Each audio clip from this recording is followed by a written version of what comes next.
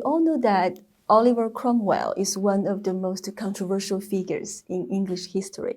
Some people say he's a liberty fighter, while others say he's a brutal tyrant.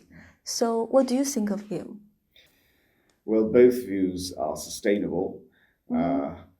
He certainly believed in a high degree of religious liberty. He supported the independence in religious terms.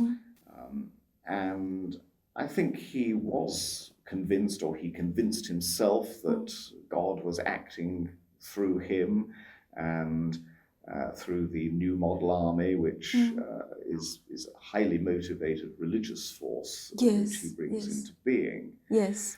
So, yes, I think you can argue that he is a proponent of liberty. At the same time, if you are Irish, you wouldn't see it like that, because there was one of the things that sparks off the Civil War is the tremendous rebellion in Ireland in 1641, and Parliament thinks that the king is going to bring over the army from Ireland to crush the liberties of his English subjects, and this is one of the things that helps lead to the Civil War. And when the Civil War is over, the Irish are very, very brutally suppressed by Cromwell at Wexford and Drogheda in the early 1650s. So Cromwell he was a military man, he could be very, very brutal indeed. I think in some ways, some of the most lasting things that Cromwell achieved in England were his concentration upon developing England's naval power. He was one of the people that saw that the Navy was going to be the way to England becoming a world power. He sent an expedition to the West Indies, hoping to get control of the Spanish Hispaniola, which he failed to do, but he did gain control of Jamaica in the West Indies. He made treaties with the Baltic states and with Portugal, which were very important in terms of in commercial terms.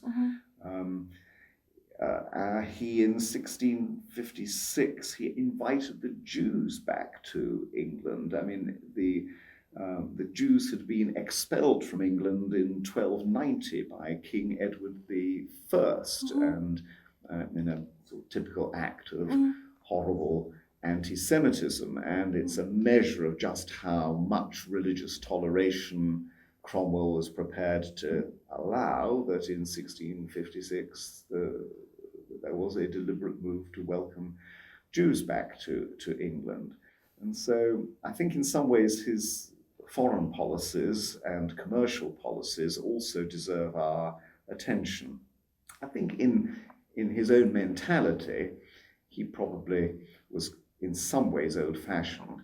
He looked back to the Elizabethan era where England was fighting Spain, and he initiated a number of expeditions and acts against Spain. And I think in that way, he was probably rather old-fashioned, because Spain by the 1640s was ceasing to be the major European power and was being replaced by France. Yes. And so there are lots of different sides to Cromwell. There is the brutal Irish sort of genocidal general. There's the proponent of religious freedom and liberty, and there's the man who looks to England's commercial interests and builds up its navy. There are lots of sides to Yes, I agree with you. Exactly.